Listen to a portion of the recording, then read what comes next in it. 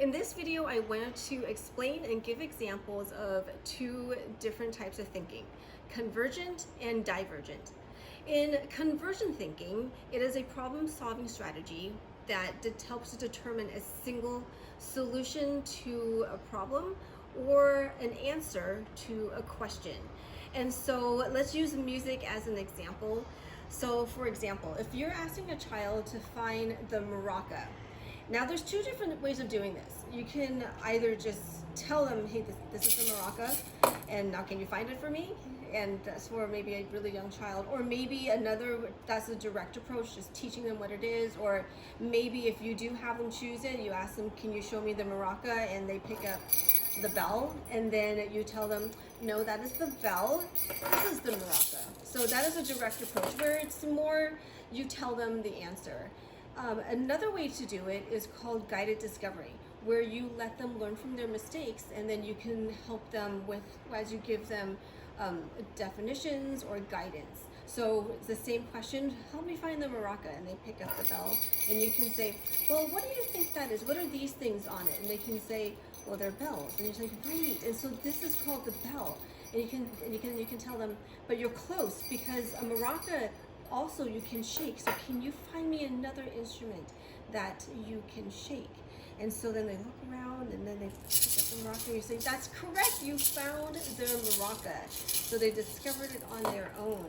So that is convergent thinking, because there's only one solution to that question. And there's a lot of questions that there is only one solution. But there's two different ways to teach a child to get to that solution.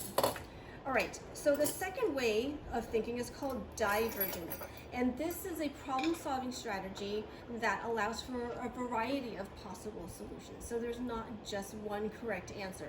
So for example, let's use, when we're using music again, I'm going to use this because I love this. These are rhythm sticks, and I love these because there's so many ways that a child can play this. But you can ask a child, show me how you like to play the rhythm sticks. And they can tap it, they can tap it on the surface, they can play it like this, they might rub it together. And they're all correct because they're all different ways of playing the rhythm stick. And you can even make it even more focused. You can just ask them, can you show me how you can play it loud?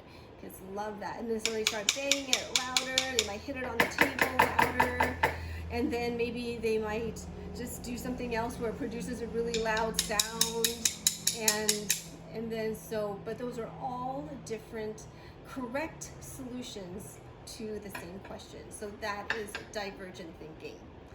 And so that's just, I want to use music as an example. And the last way, when I was talking about just letting the child explore different ways, that the approach, that is called exploration. So different ways for the child to explore. So that's the difference between convergent and divergent thinking.